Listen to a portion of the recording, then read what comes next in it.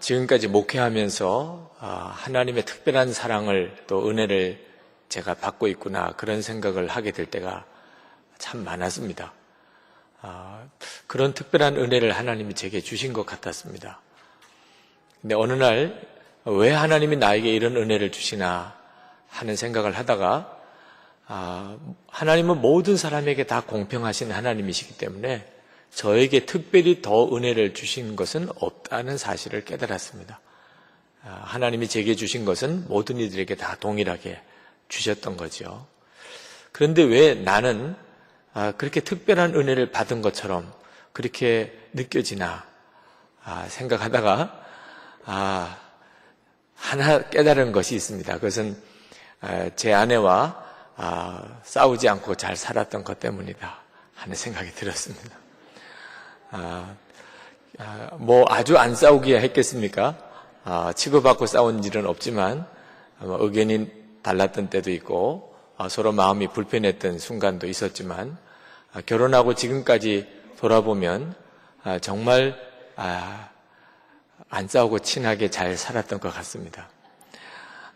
그렇게 부부 사이가 주님의 말씀 안에서 기도로 그렇게 잘 산 것만 가지고도 하나님이 주시는 은혜가 그렇게 강하게 또 놀라웠게 드러날 수 있다는 것을 생각하면서 놀랐습니다. 기도가 하나가 되고 또 영적으로 하나가 되어 있을 때는 목회할 때 좀 어려운 일이 생기거나 또는 어떤 큰 문제가 생겨도 그렇게 마음이 든든하고 반드시 해결될 거라고 믿어지고 그렇게 되네요. 근데 이따금 마음이 서로 안 맞거나 또는 갈등이 있을 때는 그것이 작은 것이라 하더라도 목회 전체의 기초가 흔들리는 것 같은 느낌이 듭니다. 특별하게 어려운 문제가 없는 것 같은데도 제가 교우들을 돌보고 교회를 치리할 수 있는 어떤 힘이 다 빠져나가는 것 같은 느낌을 받았어요. 요즘에는 목사만 그런 것이 아니고 이제는 일반 회사 직장에서도 사원들의 가정이 얼마나 회사 일에 중요한 영향을 끼치는가, 학생들은 그 가정의 행복이 얼마나 공부하는 일에 큰 영향을 끼치는가, 심지어 정부 카터 대통령 같은 경우 백악관의 직원을 뽑을 때 그 가정이 어떤가 하는 것을 중요한 분별의 기준으로 보았다고 할 정도로 가정이 우리 삶 전체에 얼마나 엄청난 영향을 끼치는가 하는 것을 발견해내는 것 같습니다. 우리 삶에 있어서 가장 중요한 것, 행복에 있어서 가장 중요한 문제가 뭔가? 저는 가정이라고 생각이 듭니다. 저는 오늘 가정에 대한 말씀을 시작하면서 한 달 동안 예수 그리스도로 인하여 우리가 어떻게 행복한 가정을 이루게 됐는지, 또 어떻게 그렇게 가정이 행복해지게 될 수 있는 것인지에 대해서 말씀을 드리려고 합니다. 행복한 가정의 문을 여는 열쇠는 예수 그리스도 그분이십니다. 예수님을 믿으면 사람이 거듭난다고 표현합니다. 그 말은 완전히 바뀐다는 거죠. 예수를 영접하는 순간에 사람은 완전히 바뀌는데 9가지로 성품이 바뀝니다. 예수를 믿고 예수님을 영접하면 사람의 성품이 9가지의 변화가 일어나는데 그것을 성령의 9가지 열매라고 말하고 오늘 우리가 읽은 성경 본문에 나오는 내용입니다. 예수님을 믿으면 성품의 변화가 일어납니다. 사람이 바뀌니까 그 사람이 속해 있는 가족이 바뀌는 거죠. 그래서 정말 천국 같은 가정이 되어지는 것입니다. 첫 번째가 사랑입니다. 예수를 영접하면 우리 안에 일어나는 가장 놀라운 변화는 사랑을 알게 되고 또 사랑할 줄 알게 된다는 겁니다. 그건 예수님 그분이 사랑이시기 때문입니다. 가정의 행복은 소유의 많고 적음에 달려있는 것이 아닙니다. 그 가족들 안에 진정한 사랑이 있는가 하는 것에 달려있는 겁니다. 아주 어려운 형편의 가정 이야기를 들었습니다. 남편 되는 분이 교통사고로 갑자기 세상을 떠났는데 그만 이분이 가해자라고 이제 드러났어요. 교통사고를 내다보면 가해자 입장에 서게 된 거죠. 그 부인과 두 아들, 초등학교 3학년, 1학년 두 아들이 있었는데 가해자인 남편이 세상마저 떠났으니 그 사고 뒤처리를 하느라고 있는 집마저 다 잃어버리게 됐습니다. 남의 집에 있는 뒤에 헛간 같은 곳을 빌려서 이제 사골세로 나앉게 생겼어요. 이 부인은 두 아이를 맡아서 기르느라고 아침에 6시면 나가서 빌딩에서 청소하고 낮에는 학교 급식소에 가서 일하고 저녁에는 식당에 가서 설거지도 하고 일을 거들고 하루에 3번 옮겨 다니면서 일을 억척스럽게 해야만 했습니다. 집안일은 할 수 없이 초등학교 3학년인 큰아이가 해야 하는 거죠. 다행히 그 아이가 말을 잘 들었다고 그럽니다. 어느 날 아침에 일찍 일어나서 냄비에다가 콩을 담아놓고 그리고는 큰아들에게 쪽지를 남겨놓고 출근을 했습니다. 영호야, 냄비에 콩을 앉혀놓았으니 이것을 졸여서 오늘 저녁 반찬으로 해라. 콩이 물러지면 간장을 넣어 간을 맞추면 된다. 엄마가. 그날도 하루 종일 정말 몸이 부서져라고 일을 하고 저녁에 돌아오는 길에 죽고 싶었답니다. 언제까지 이렇게 살아야 되나. 너무너무 힘들어서 마음도 무너지고 그래서 약국에서 수면제를 잔뜩 사가지고 돌아왔습니다.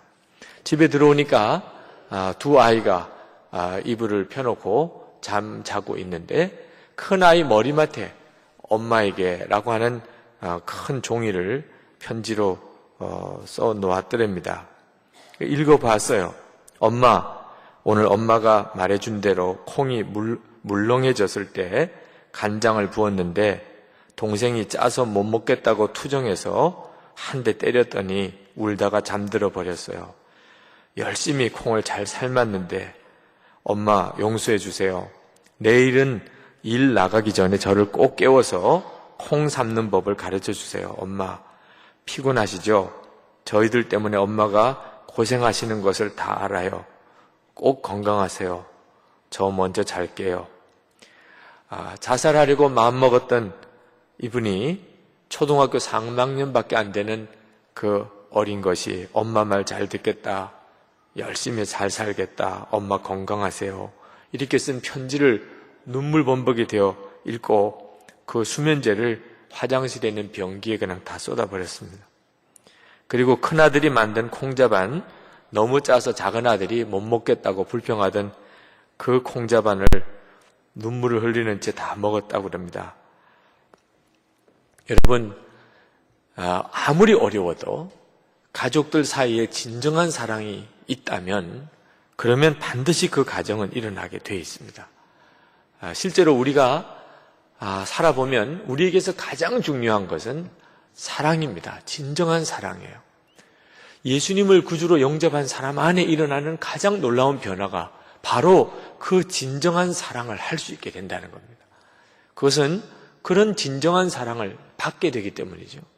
자기가 그런 사랑을 받았다는 사실을 예수 그리스도 안에서 알게 되기 때문입니다.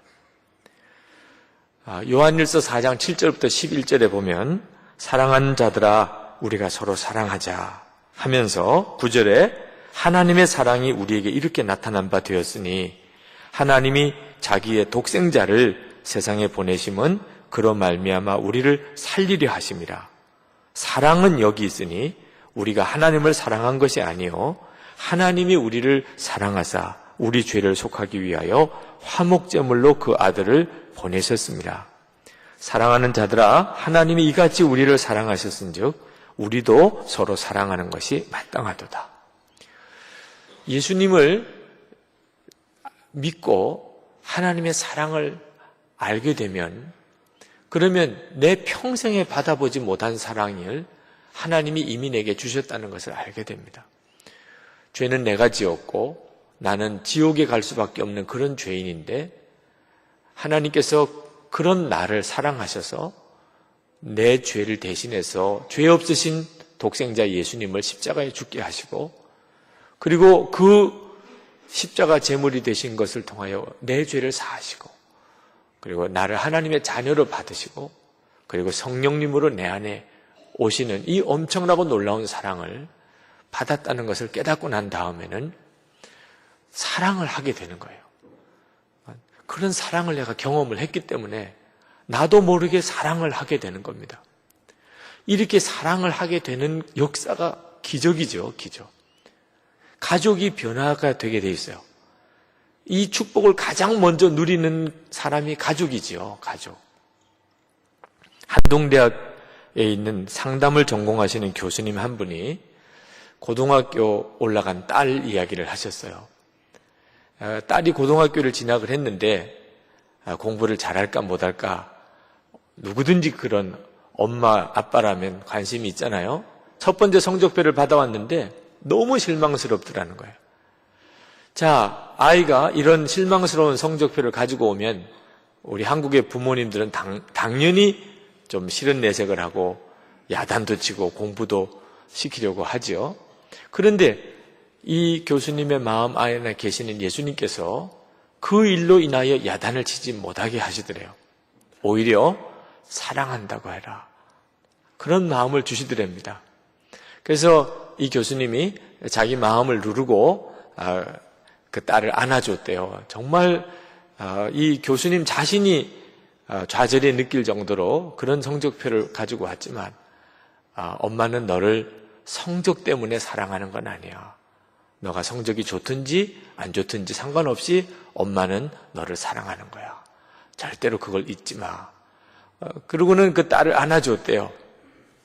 그런데 두 번째 성적표 가져온 날 마음에 기대가 생기더래요.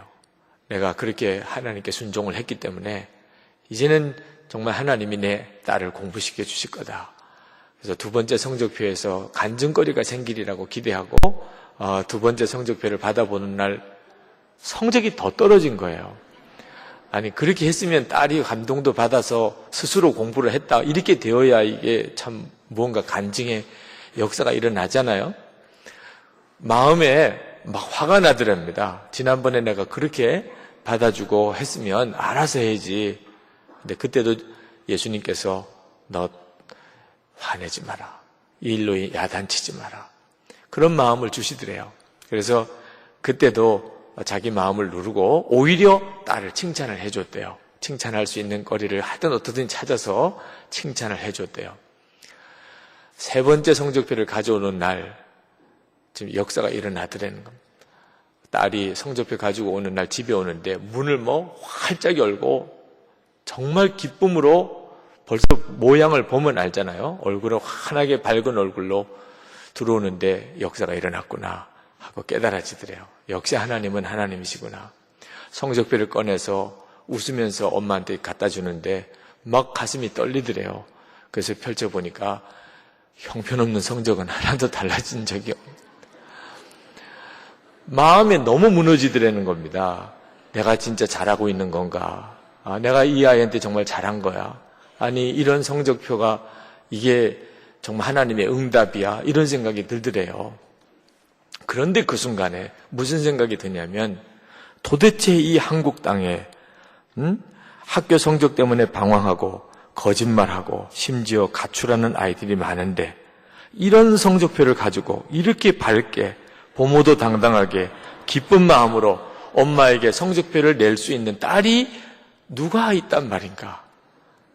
그러면서 자기 딸을 보니까 그 자체가 기적이더래요.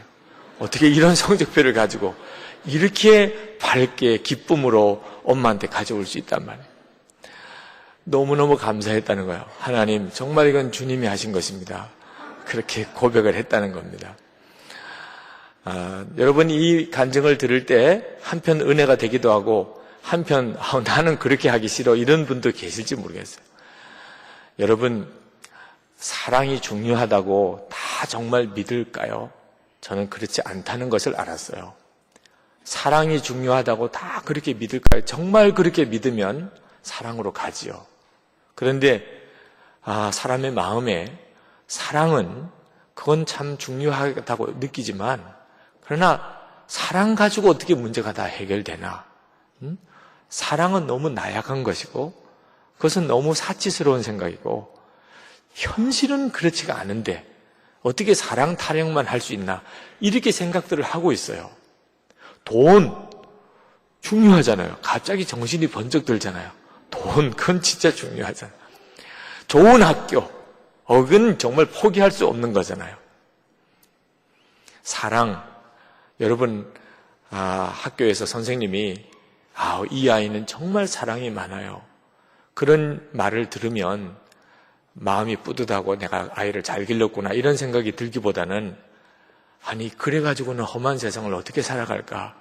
이렇게 속도 없이 다 퍼주기만 해가지고는 이런 걱정을 하는 것이 현실적인 부모의 생각이란 말입니다. 사랑에 대하여 아직도 정확한 답을 얻지 못하고 있어요. 그렇기 때문에 사랑을 해줘야 할 때를 자꾸 놓치는 겁니다. 얼마 전에 어느 예고를 다니던 한 학생에 관한 이야기를 들었습니다. 이 학생은 정말 피아노를 잘 치는 아이였습니다.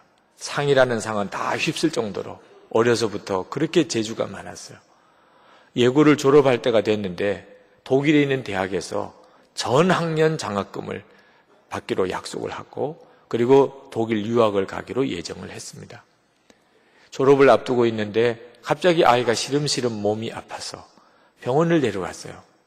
그랬더니 3개월밖에 살지 못한다는 진단을 받았습니다. 그 어머니가 기절을 했어요. 기절을.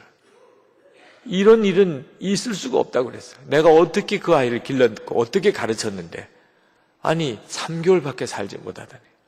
그리고 목사님에게 찾아와서 통곡을 하면서 상담을 하는데 내가 지금까지 그 아이에게 한 말이 단 2마디밖에 없다는 걸 깨달았다는 거예요. 하나는 먹어, 밥 먹어, 또 하나는 피아노 쳐. 그 말밖에는 한 게 없다는 걸 깨달았다는 거예요. 하나님께 기도한다는 거예요. 하나님, 내 아이에게 먹어, 쳐, 이거 말고 또 다른 말을 할 수 있는 기회를 내게 주십시오. 그러나 허락되지 않았어요. 왜냐하면 사랑이 정말 중요하다는 것을 인정하지 않았기 때문입니다. 나중에 가보면 알아요. 결국은 사랑인 겁니다. 사랑이 모든 삶의 문제의 답이고 가정 문제의 답이고 그리고 가장 강한 것이에요. 이재수 선교사님, 강세슬 선교사님 지난 주일에 인도로 선교사로 파송을 했습니다. 교회에서 그동안 교회에서 수고하신 것에 대한 퇴직금을 드렸는데 그 퇴직금을 교회 건축헌금으로 다 가지고 오셨어요. 그리고 감사하다는 편지를 제게 써오셨습니다. 그 편지 중에 이런 내용이 들어있었어요. 선교사로 인도로 가려면 어쩐지 굳은 결단, 비장한 각오를 하지 않으면 안 될 것 같은 마음이 생겼습니다. 그러나 저 자신을 보면 나약하고 준비가 안 된 것 같아서 무작정 강하게 해주세요, 주님. 강하게 해주세요, 주님. 그렇게 기도를 했습니다. 그러다가 문득 주님, 강한 것이 무엇인가요? 묻고 싶어졌습니다. 저를 불쌍히 여기신 주님께서 아가서 말씀을 생각나게 해주셨습니다. 사랑은 죽음같이 강하고 그렇구나. 진정한 강함은 바로 사랑이라는 것을 깨달았습니다.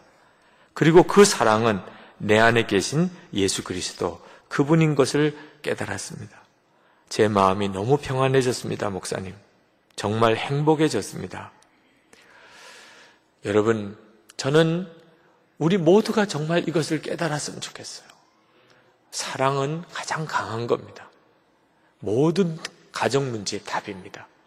그리고 그것은 예수 그리스도 안에 있습니다. 예수 그리스도 그분이 사랑이십니다.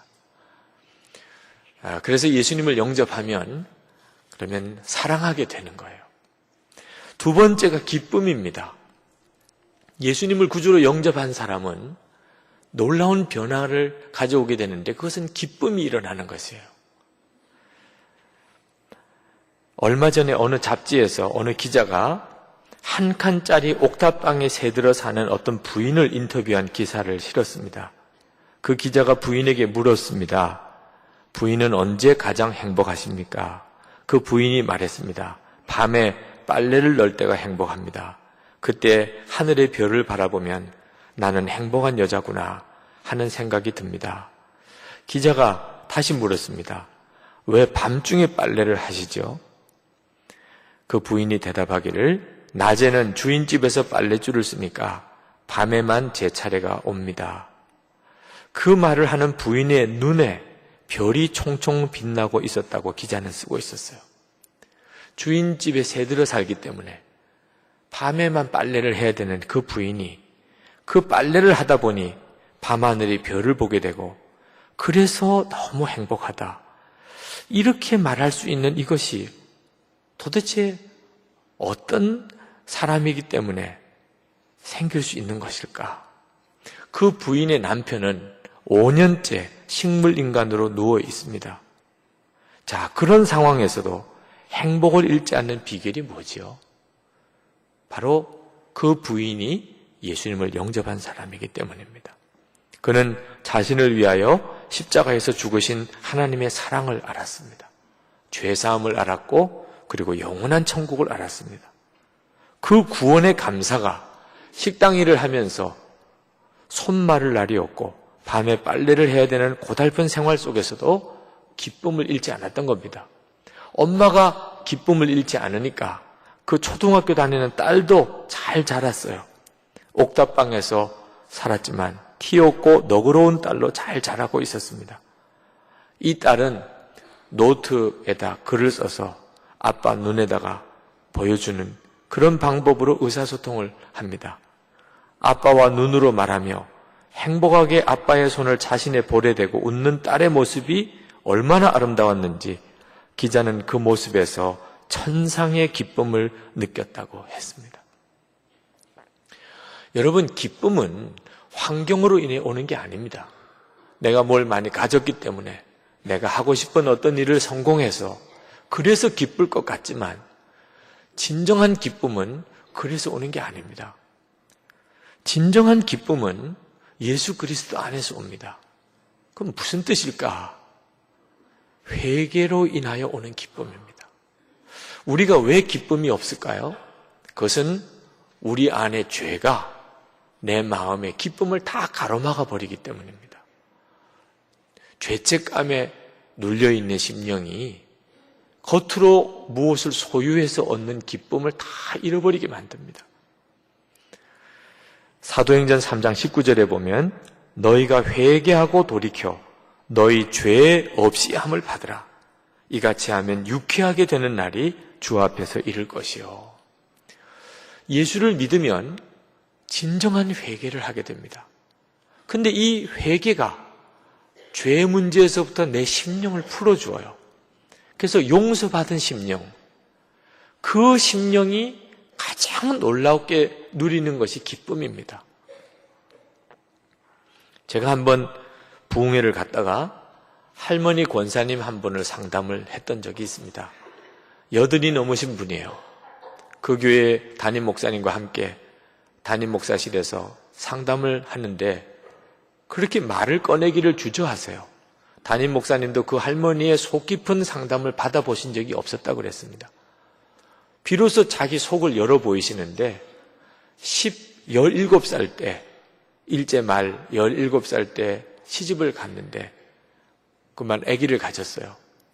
근데 남편은 징용에 끌려가고 2번 다시 만나지 못했고 그리고는 아기를 가진 채 있으니까 시댁에서 보기 애처롭다고 친정으로 돌아가라고 그러더래요.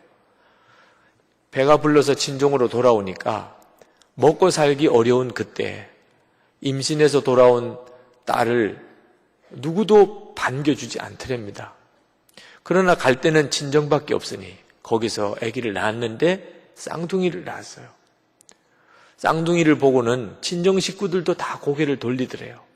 17살 된 이 여인이 이 문제를 어떻게 풀어갈 방법이 없었어요. 그래서 한 아이는 젖을 주지 않았대요. 자식을 죽인 어미의 죄, 이 할머니 권사님이 누구에게도 말하지 못하는, 말할 수가 없는 그런 죄였어요. 그 죄책감으로 평생을 살았어요. 예수를 믿었지만 정확한 복음으로 해결받지 못했어요. 그 권사님은 그 교회에 청소는 도맡아 하셨어요.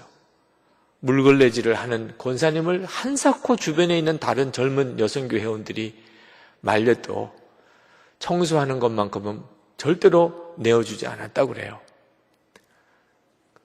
예배당을 쓸고 닦으면서 이렇게라도 하면 하나님 앞에 섰을 때 자식 죽인 어미의 죄 용서받을 수 있을까? 그 권사님은 평생 그렇게 살았어요. 그러나 이제는 정말 하나님 앞에 갈 때가 다가왔다고 느끼고 정말 나는 용서받을 수 있는 건가? 그리고 제게 그 속을 열어놓으신 거죠. 기가 막히더라고요. 어떻게 그렇게 사셨나 싶어요. 그 권사님을 붙잡고 기도해 드리기 전에 권사님 먼저 3번 아멘 해주세요. 제가 말할 때마다 아멘 하세요. 그랬습니다. 자식을 죽인 정말 어쩔 수 없는 절박한 형편에서 자식을 죽인 어미의 죄 예수님께서 대신 지시고 십자가에서 죽으셨습니다. 아멘을 못 하시는 거예요. 울기만 하시지. 권사님 지금 아멘 하셔야 돼요. 눈물 섞인 소리로 아멘 하셨습니다. 자식 죽인 어미의 죄 이제는 하나님이 기억도 하지 않으십니다. 아멘 하셨어요. 자식을 죽인 어미지만 하나님은 사랑하는 딸로 받으셨습니다. 아멘을 하시고는 펑펑 우시는데 그 권사님 붙들고 다시 기도해 드렸어요. 그리고는 저녁 집회가 끝나고 그리고 이제 마지막 교우들하고 인사를 하는데 옆에 계신 목사님이 자꾸 저를 보고 저기를 보라고 하시는 겁니다. 그래서 봤더니 그 권사님이에요. 다른 교우 한 분하고 이야기를 하고 계신데 웃고 계시는 거예요. 목사님 하시는 말씀이 자기는 저 권사님이 웃으시는 것을 한 번도 본 적이 없었대요. 자식을 죽인 어미가 무슨 웃을 일이 있겠어요. 근데 예수 그리스도 안에서 고백되어지고 그리고 용서받고 난 다음에 비로소 그 80 넘으신 그 할머니의 심령의 기쁨이 회복이 됐어요. 여러분, 예수 그리스도 안에서 주어지는 이 놀라운 기쁨, 여러분, 그것이 바로 우리 가정을 살리는 겁니다. 형편이 어떠냐 하는 것이 중요하지 않습니다. 여건이 좋아서 기쁜 것이 아니고 그 기쁨이 어려운 여건인 우리 가정의 문제를 해결해내는 겁니다. 이 기쁨을 우리가 누려야 다른 사람에게 기쁨을 전해줄 수 있습니다. 미국의 어느 의사가 그 아버님이 악성 췌장암으로 6개월밖에 더 살 수 없다는 그런 통보를 받았습니다. 그런데 이 아버님과 관계가 안 좋았어요. 그 아버님은 너무 완고하고 또 감정이 메말라 있는 분이기 때문에 아들에게 애정 표현 한 번 한 적이 없었습니다. 아버지로부터 사랑한다는 말 한 번 들어본 적이 없었어요. 자라면서 아버지에 대한 분노를 가지고 살았습니다. 그 아들의 삶이 행복하지 못한 건 당연하지요. 쓴뿌리 때문입니다. 그런데 이 아들 된 의사가 아버지가 이제 세상 떠날 때가 임박한 이야기를 듣고 마음에 소원이 생겼어요. 아버지와 화해했으면 하는 소원이 생겼습니다. 병원을 찾아갔어요. 그리고 바짝 마른 아버지를 만났습니다. 그 아버지를 그냥 안았어요. 그리고는 아버지 사랑합니다 하고 말을 했습니다. 근데 이 말을 들은 아버지가 얼마나 놀랐는지 온몸이 잔뜩 긴장을 하고는 아무 반응이 없는 겁니다. 정말 마른 나무 토막을 끌어안는 것 같았다고 그랬어요. 우리 아버지는 변화의 갈망이 없구나, 그런 낙심이 왔지만 그러나 포기할 수가 없었어요. 아버님이 돌아가실 때까지 결코 포기할 수가 없었어요. 아버지에게 사랑한다는 말 한마디 듣고 싶었어요. 병원에 찾아갈 때마다 아버지를 끌어안고 아버지 사랑합니다 했어요. 몇 달이 지나서 아버지가 끌어안아주는 아들을 팔을 움직여서 안으셨어요. 아무 말을 하지 않았지만 너무너무 감격했답니다. 아버지가 자기를 안아주었어요. 그리고 몇 주가 지나서 아버지가 끌어안고 아버지 사랑합니다 하는 아들에게 얘야, 나도 너를 사랑한다. 미안하구나 하고 말을 했다는 겁니다. 이 아들로서는 평생 처음 들어보는 아버지로부터 사랑한다는 고백이었습니다. 마음이 너무나 기뻤다고 그랬습니다. 여러분, 가정 안의 진정한 기쁨은 진정한 회개에서부터 오는 겁니다. 하나님과의 관계에서뿐만 아니고 부부 사이에도 부모와 자녀 사이에도 진정한 기쁨은 이 기쁨을 가로막고 있는 죄 문제의 해결에서부터 오는 것입니다. 그것은 고백으로 인하여 이루어지는 것이에요. 가정의 행복을 우리가 정말 원한다면 우리가 죄를 깨달은 즉시 미루지 말고 하나님께 고백하고 그리고 가족들에게 고백해야 합니다. 완벽한 부모의 모습보다는 잘못했을 때 아이들 앞에서라도 하나님께 무릎 꿇고 회개할 줄 아는 그 부모의 모습이 자녀들의 굳은 마음을 풀어내게 됩니다. 가정의 진정한 기쁨을 회복하게 되는 거죠. 예수님이 하시는 것입니다. 오늘 이 시간에 우리가 성찬을 받습니다. 여러분, 정말 여러분 안에 일어나고 있는 이 구원의 역사, 여러분 가정 안에 충만하게 여러분들이 맛볼 수 있게 되기를 원합니다. 성찬을 받으면서 기도하십시다. 사랑이신 예수님, 기쁨의 근원이 되신 예수님, 제 안에서 주님의 역사 이루시기 원합니다. 아직도 예수님을 영접하지 않으신 분이 계시다면 이 놀라운 축복의 세계로 여러분을 초청합니다. 오늘 성찬을 받으실 때 예수님을 내가 마음으로 구주 영접하기를 원하시는 분은 성찬을 받으셔도 됩니다. 아직 예수님을 영접하지 못하신 분들에게는 성찬을 식 때 기도하시면 좋겠어요. 그러나 오늘 이 시간에 여러분에게 여러분 자신과 가정을 향한 놀라운 구원의 시간이 되기를 축복합니다. 우리 다 같이 성찬을 위해서 기도하겠습니다.